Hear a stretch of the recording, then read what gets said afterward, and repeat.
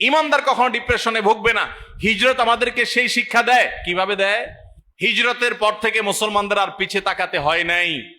মদিনায় তারা এসেছেন, মদিনাবাসী তাদেরকে বুক উন্মুক্ত করে তাদেরকে আগলে রেখেছেন।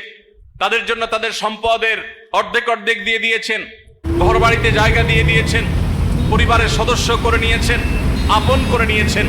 নবী সাল্লাল্লাহু আলাইহি সাল্লাম মদিনা রাষ্ট্র গঠন করেছেন। এরপর বদরের যুদ্ধে মুসলমানরা বিজয়ের হাসি হেসেছে।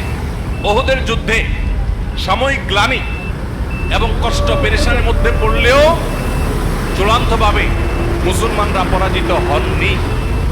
একের পর এক অভিযানগুলোতে মুসলমানরা সামনে এগিয়েছে এবং একসময় যখন হুদায়বিয়ার সন্ধি হয়েছে তখনও মনে হচ্ছিল যে মুসলমানরা বোধহয় কাফেরদের সব শর্তগুলো মেনে নিয়ে বোধহয় তারা পরাজয়ের গ্লানিতেই আছে।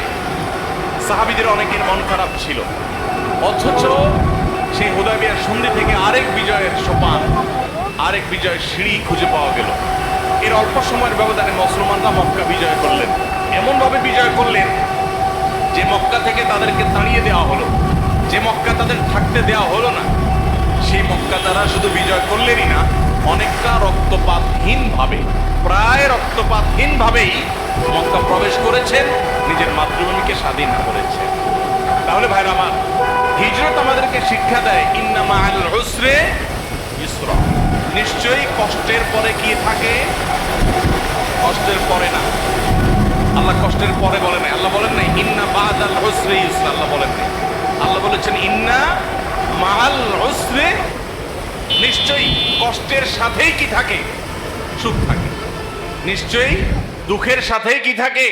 সুখ থাকে। সাথেই আছে, অ্যাটাচড। শুধুমাত্র দুঃখের সীমানাটা পার হতে না হতেই সুখের দেখা পাওয়া যাবে। এজন্য ইমানদার যত কষ্টই থাকুক, ইমানদার অপেক্ষা করবে যে কষ্ট চিরকাল থাকবে না। এই কষ্ট চিরকাল, অনন্তকাল প্রলম্বিত হবে না, হতে পারে না।